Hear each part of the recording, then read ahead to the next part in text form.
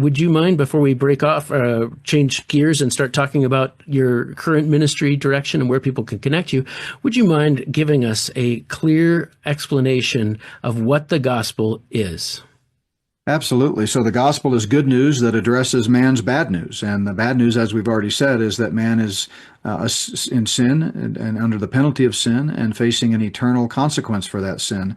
There's nothing we can do to overcome it. We can't just try harder or be better. God doesn't grade on the curve.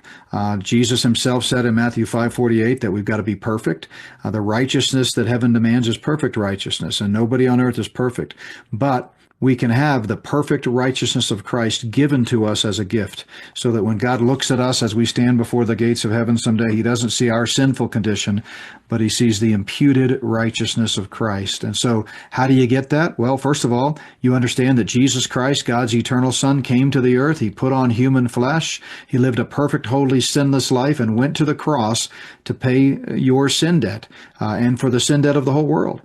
He was the only human being that could do that because he didn't have any sin of his own to pay for. So I couldn't pay for your sins, Brad. You couldn't pay for mine. We have our own sins to worry about. But Jesus was a perfect, sinless God-man. And as being fully human, he was able to take the sin of the world upon him, satisfy the wrath of God, pay the penalty. He didn't stay dead. He rose again the third day, defeating death, hell, and the grave, and triumphantly now offers the gift of life, which he purchased with his own blood, to anyone who will simply receive it by faith.